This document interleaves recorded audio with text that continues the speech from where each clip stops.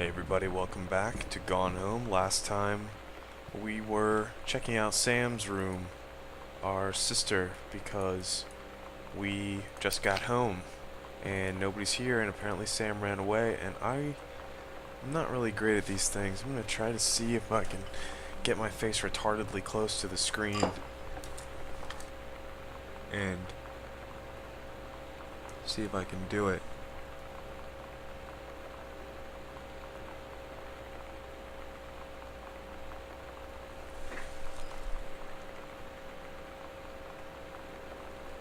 I'm not good at it. I can't do it. I tried.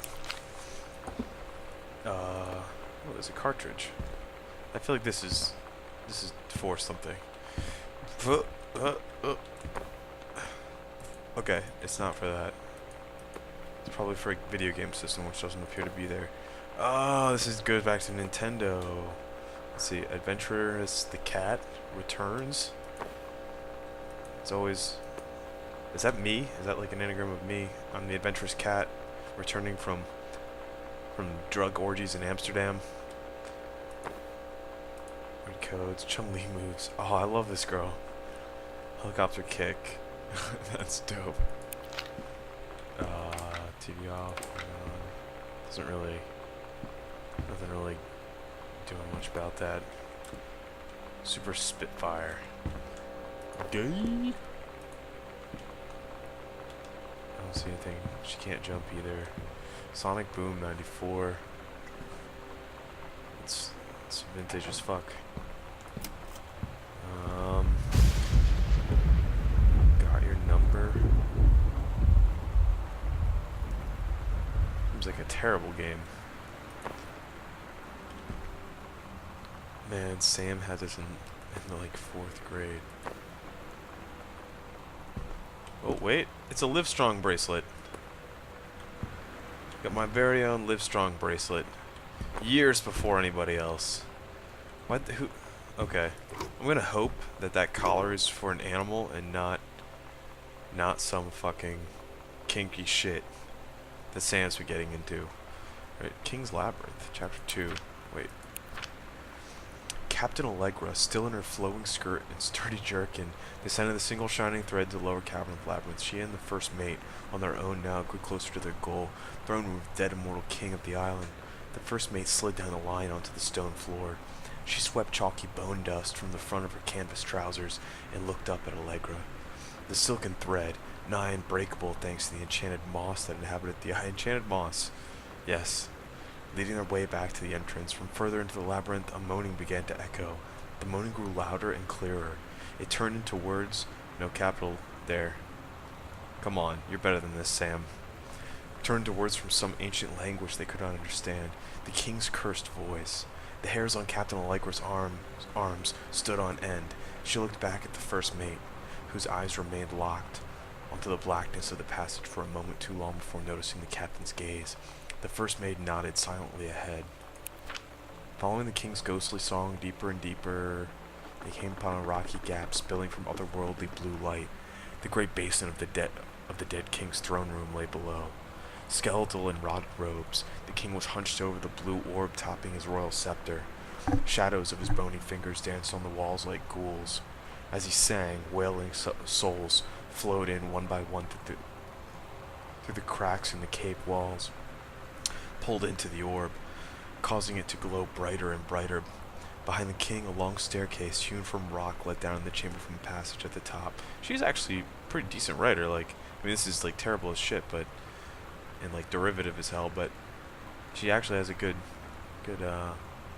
turn of phrase.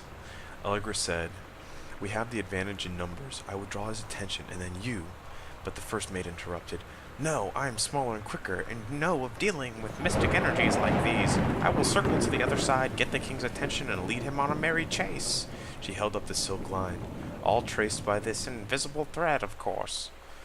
Allegra said, "I can't tell who the fuck's talking. You're supposed to have indentations when you're switching speakers. You're supposed to have a double return, or a single return at least. All traced by this invisible thread, of course." Oh no, and then Allegra said, "It is a good plan, but perhaps we should go together." The first mate shook her head. "You know this is our best chance. Don't be afraid for me." They grasped hands and exchanged 3 tight squeezes, their palms growing warm.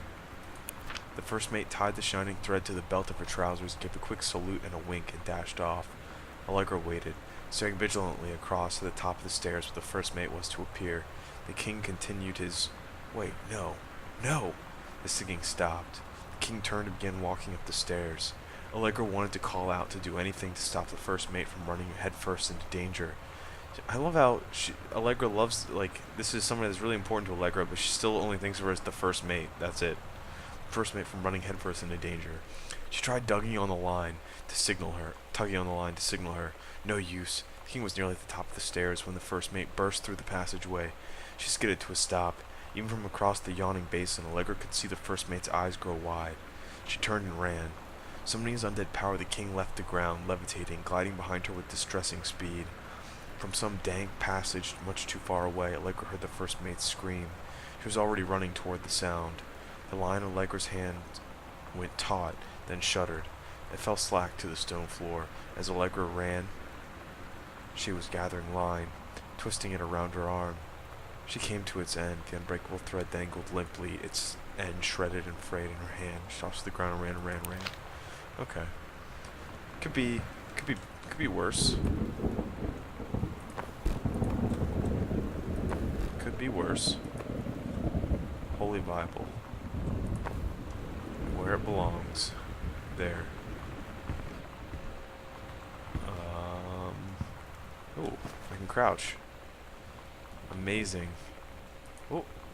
Samantha Greenbrier, Year 11, Teacher Fletcher, Period 5, Shop 1, C-, not challenging assignment, metal plaque, profoundly important, reasonable subject, but not complex.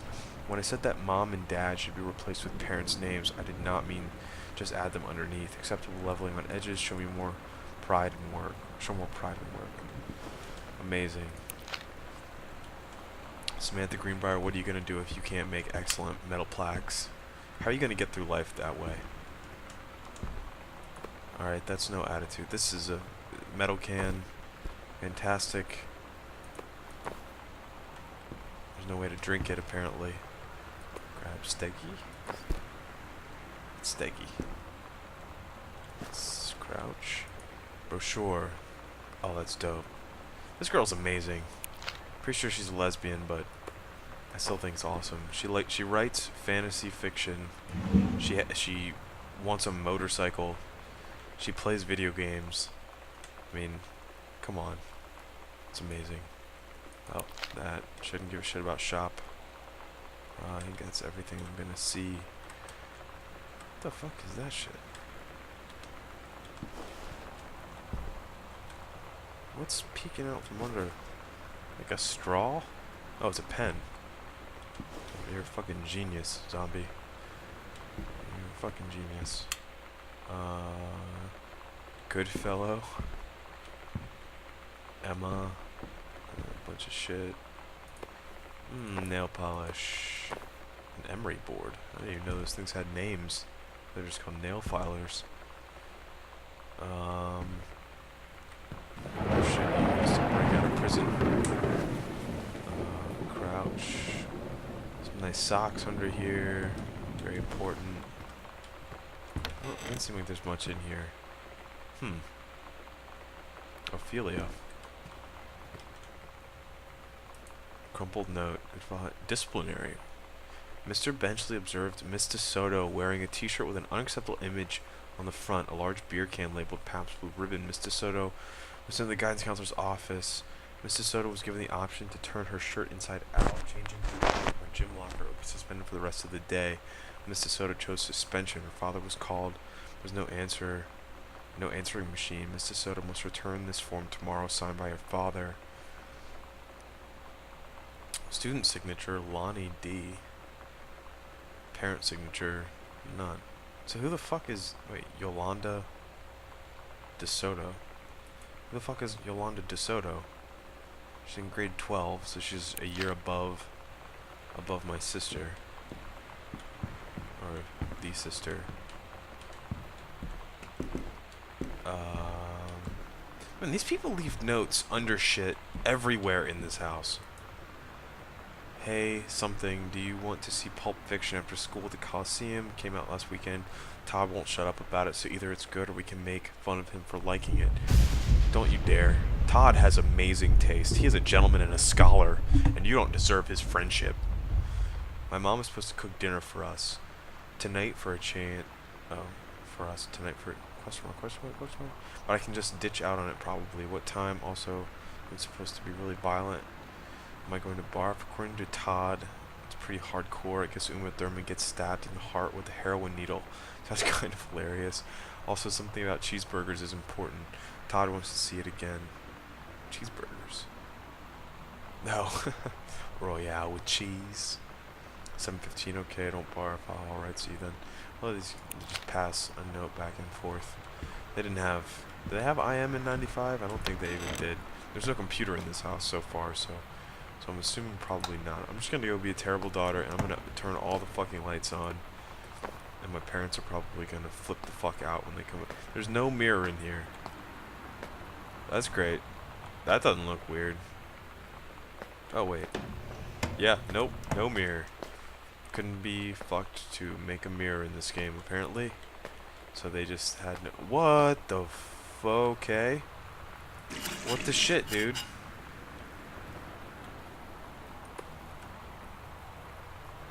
Oh. It's hair color.